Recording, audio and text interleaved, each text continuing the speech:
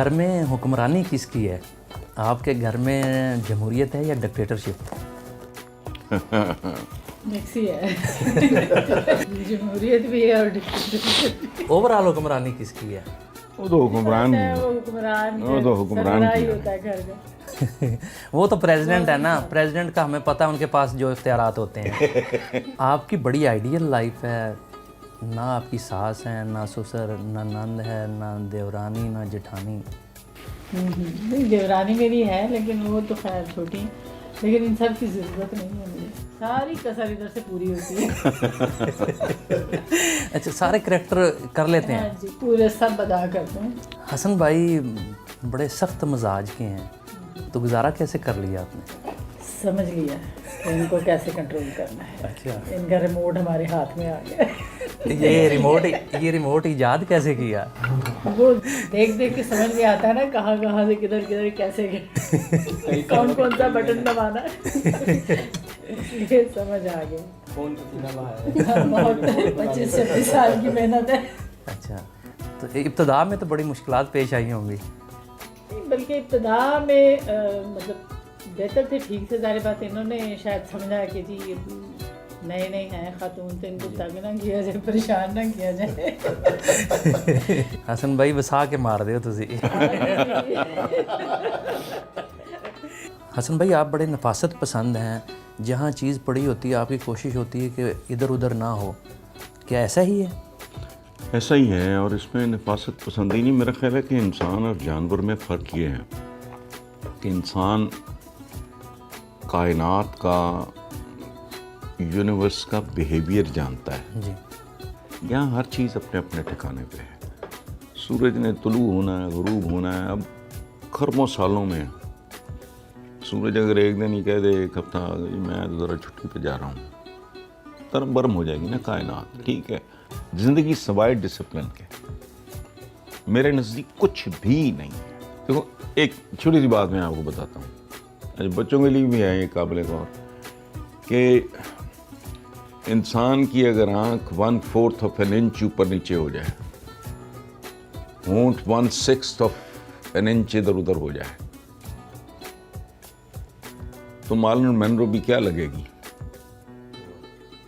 वो चेहरा डरावना हो जाएगा। आप बेसमेंट के मकीन हैं, क्या बेसमेंट में रहने से कोई ख़ास किस्म की फीलिंग्स आती हैं? ये कब्र में जाने की तैयारी है। बेसमेंट इज ये रिहर्सल समझ लो आप। ठीक है, दूसरा ये एक पूरा सरारियत सी है।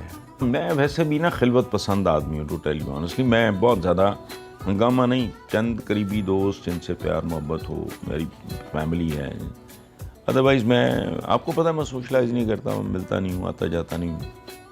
वो एक छोटी सी दुनिया है, उसमें मैं, मेरी किताबें हैं, तो बस। अपने दौर की पंजाब यूनिवर्सिटी और आज की पंजाब यूनिवर्सिटी में क्या फ़र्क महसूस करते हैं? हाँ, वही जो जवानी और बुढ़ापे में। देखो, पहली बात तो ये है कि it was not so crowded. Chand departments, मैं 70s की बात करूँ, लेट 60s, तब इतनी दाढ़ियाँ नहीं थी। बड़ी माशाल्लाह तरक्की की है हमने, इतने बुरके भी नहीं थे। ठीक है, जहानत थी, काबिलियत थी, मेरी तादाद बहुत है, इस्तेदाद कम हो गई। मैं इसके सिंडिकेट का मेंबर भी रहा हूँ। उन दिनों मुझे पहला झटका लगा था कि ये बहुत ज़्यादा ज़वाल की तरफ है। हसन भाई आपने इक़्तिसादियात की तालीम हासिल की पंजाब यूनिवर्सिटी से, और शोबा आपने सहाफ़त का इख्तियार किया। उसकी वजह है कि वो गन पॉइंट पे हुआ था मेरे साथ जो कुछ हुआ था। मेरे फादर हालांकि बहुत ही ज़्यादा हाईली क्वालिफाइड है, मैंने देखा ही उनकी FC कॉलेज की। पाकिस्तान बनने से पहले उन्होंने पोस्ट ग्रेजुएशन में इधर से गवर्नमेंट कॉलेज में भी पढ़े, FC कॉलेज में। पता नहीं उनका क्या प्रॉब्लम था, उन्होंने कहा कि अगर तुमने इकोनॉमिक्स पढ़नी है तो फिर पंजाब यूनिवर्सिटी, वरना लालपुर में ही। अच्छा जी। तो मैं घर से निकलना चाह रहा था क्योंकि मेरे फादर का डिसिप्लिन बड़ा खौफनाक था, तो आई वांटेड फ्रीडम। मैंने ज़िंदगी अपनी टर्म्स पे अच्छी गुजारी, बुरी गुजारी मुझे नहीं पता, लेकिन मैंने ज़िंदगी 100% अपनी शराइत पे गुजारी। दूध पतीले हैं? दूध पतीले हैं। नहीं, सैंडविच हो गया मेरे। 3 दूध पतीले हैं। हसन भाई, आपकी तहरीर की मुख्तलिफ जिहतें हैं, बहैसियत शायर, कालम नगार, ड्रामा नगार। आपको अदब की कौन सी सिन्फ ज़्यादा पसंद है और किसको आप ज़्यादा बासर समझते हैं? देखिए, बेसिकली तो मियाँ साहब सच्ची बात है, मुझे जो कुछ मिला अल्लाह पाक ने वो कॉलम नगारी को, प्रोज राइटिंग को ज़रिया बनाया उसका। बट बेसिकली शायरी बहुत सुपीरियर, नीम पैगम्बरी कहते हैं इससे। शायरी को मामूली बात तो नहीं। मैं साहिब दीवान शायर हूँ, लेकिन उधर मैं तवज्जो नहीं दे सका। उसकी वजह बुनियादी तौर पे थी कि मैं शुरू में मैंने मुशायरों में जाना शुरू किया। डॉक्टर अजीज़ुल हक मरहूम साहब, ऐसे लोगों ने कहा कि ये बहुत खूबसूरत शायर के तौर पे उभर रहा है और ये और वो वगैरह वगैरह। मैंने जो 5-4 मुशायरे पढ़े, मुझे उनका कल्चर बड़ा गदागराना सा लगा। मेरे अंदर ना एक रिपल्शन सी। मैंने कहा नहीं, मैंने इस क्राउड का हिस्सा नहीं बनना। सो मैंने कहा यार, इधर प्रोज में कोई टकरें शकरें मार के देखो, शायरी में तो सिवाय भूख नांग के ऐसी शुरुआत को चाटना है यार। हसन भाई, हमने इस मुल्क में मार्शल लगा कर भी देख लिए, हमने मुख्तलिफ जमहूरियतों का भी मज़ा चख लिया, लेकिन बात कोई बन पा नहीं रही। वो बनेगी भी नहीं। जो डेमोक्रेसी की बात करता है वो बकवास कर रहा है, झूठ बोलता है या जाहिल है। सही। या वो मुझे आपको बेवकूफ़ समझ रहा है या खुद बेवकूफ़ है। सही। 2 नंबर दूध, 2 नंबर बेसन, 2 नंबर मिर्चें, 2 नंबर जमहूरियत, 2 नंबर आमरीत। यानी अजीब बात है, जो डिक्टेटर आता है उसको जमहूरियत का दौरा पड़ जाता है, जो जमहूरियत के ज़रिए आते हैं, भुट्टो साहब टाइप ऐसे लोग, उनको आमरीत का दौरा पड़ जाता है, या ये नवाज शरीफ वगैरह ये वो लोग हैं। तो we are not made for this. हम हुक्मरानी के लिए पैदा नहीं हुए। हम 850-900 साल से ग़ुलाम हैं, कभी गजनवियों के, कभी गौरियों के, सलातीन दिल्ली के, फिर मुग़लों के, फिर गोरों के। और एक और बात आपको बताऊंगी साहब, संजीदगी से सोचने वाली जी।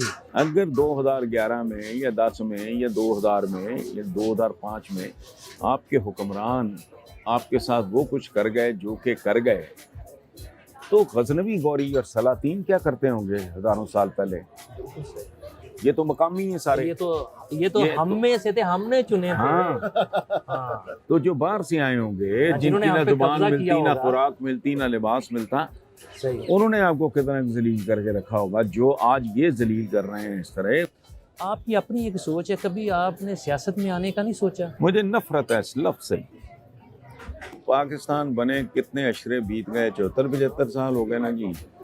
तो क्या है, औकात क्या है? आज भी आप शहरी नहीं हो, रियाया, सिटीजन नहीं हो, रियाया। जिस 2 टके के गवर्नमेंट फंक्शनरी का दिल करे एक आम आदमी को जलील कर दे, तो जलील तो आप रियाया को कर सकते हो। शहरी को करके देखोगे, छितर मारेगी स्टेट तुम्हें। सो ये आज भी रियाया है सारी, ये 22-24 करोड़ जो है ना, ये रियाया फिर रही है यहाँ। और हुक्मरान वो हुक्मरानी जानते ही नहीं, वो एक ख़ास तरह के लोगों की औलाद। ये उन लोगों का जिसे हम इलेक्टेबल्स कहते हैं। ये कौन लोग हैं? ये अंग्रेज़ों के मुखबर रहे हैं। जो असली अशराफिया थी 1857 की जंग आज़ादी के बाद, वो अंग्रेज़ ने उनका हशर नशर करके रख दिया। उन्होंने अपने मुखबरों पे, अपने सपोर्टर्स पे मुश्तमिल जो रियाया इंट्रोड्यूस कराई थी, आज भी वही है। आप बड़े बेजार से नज़र आते हैं और लोग भी अक्सर कहते हैं कि आप मायूसी फैलाते हैं। देखो, झूठ फैलाने से बेहतर है बंदा मायूसी फैलाए। पहली बात तो यह है कि मैं आपको को उल्लू का पट्टा लगता हूँ, मैं हक़ाइक़ की बात करता हूँ। मैं देखो, मेरा रोल है मियाँ साहब एक कैमरे का। आप गंदगी के ढेर की तरफ कैमरा करके अगर क्लिक करोगे तो गंदगी का ढेर ही नज़र आएगा ना। कैमरा आपको देखा, मैं तो आईना हूँ। मेरा कसूर अगर है तो वो ये है कि मैं झूठ नहीं बोलता, लेपा पोती नहीं करता। ये उम्मीद की किरने कुरने और घटा टूप अंधेरा रात का वक्त, भेड़िए बाहर फिर रहे हैं सड़कों पे, 2-2 साल की बच्चियां महफूज नहीं हैं, कब्रों में औरतें महफूज नहीं हैं, रात का वक्त है, भेड़िए चीख रहे हैं।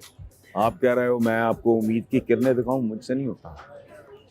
हसन भाई, आप यहाँ पंजाब यूनिवर्सिटी हॉस्टल में रहते रहे हैं, उस दौरान सुना है आप वार्डन की गाड़ी का तेल अक्सर ख़त्म कर देते थे। हाँ, नहीं वार्डन नहीं थे, लेकिन वो हमारे सुपरिटेंडेंट भी होते थे, वार्डन भी होते थे, 1-2 और भी।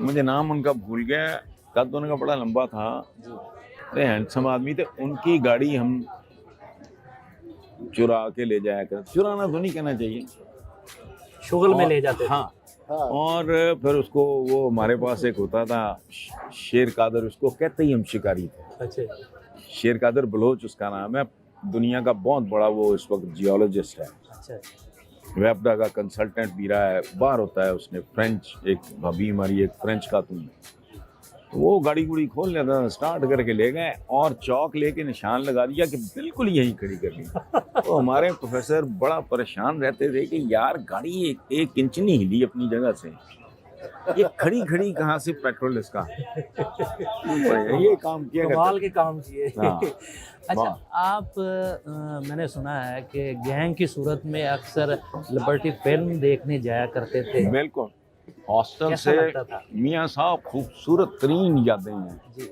वही वक्त अच्छा लगता है, हालांकि लिमिटेड पैसे होते थे, जी, हॉस्टल का अपना एक कमांड कंट्रोल जी, सिस्टम है, वालिद मेरे बड़े सख्तगीर, उनका भी बहरहाल वो हर महीने 2 बार आएगा, सही, लेकिन मेरे साथ आज अगर तकदीर सौदा कर लेना वाह, कि वो गुमनामी, वो थोड़े से क्या महीने के पैसे, मैं 1 सेकंड ना लगा, मैं अपना फार्म हाउस, अपना घर सब कुछ दे रहा है, कहूँ मुझे वो दिन वापस कर दो, वो दोस्त वापस कर दो, मैं जा रहा हूँ उधर। तो वो रात को हम इकट्ठे होके ना 20-20 लड़के, 15, 20, 25, 30 पैदल यहाँ से निकलते थे, ज्यों नहाना होता था, जो गार्डन टाउन वो बना भी नहीं था, बरकत मार्केट वगैरह का नामो निशान नहीं था, तो फिर हम लिबर्टी जाते थे फिल्म देख के, रात को फिर पैदल ही वापस, और फिर दीवारें फलांग के अच्छा, हॉस्टल में, अगर बाहर तो पठान चौकीदार तो फिर अगले दिन रिपोर्ट कर देते।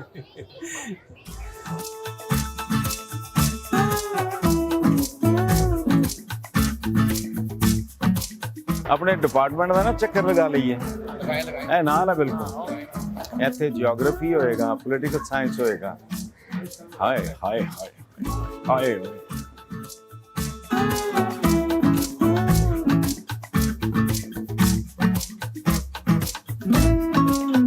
हसन भाई, क्या अभी आपका दिल करता है कि वो वक्त लौट आए और आज फिर आप क्लास में बैठे? 100%। क्लासरूम कौन सा है?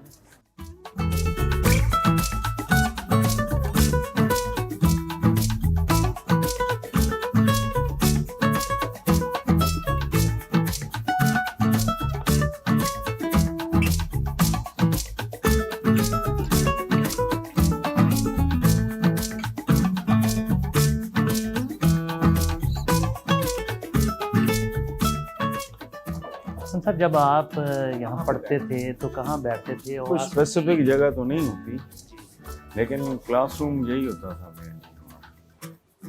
आजम औरत सही पढ़ाया करते थे हमें जी, डॉक्टर रफ़ीक, अभी कुछ देर पहले उनकी डेथ हुई, वो वाइस चांसलर हो गए थे बाद में। कितने अरसे के बाद अपने क्लासरूम में आए आप? और 40 years। ज़माना बदल गया। What are you feeling at the moment? कुछ नहीं यार, दिमाग में आउट हो। सर, कोई आज के बच्चों के लिए कुछ आप कहना चाहें? नहीं, बस कुछ नहीं, ये दिन बहुत कीमती है बेटा, ये वापस नहीं आएंगे बस।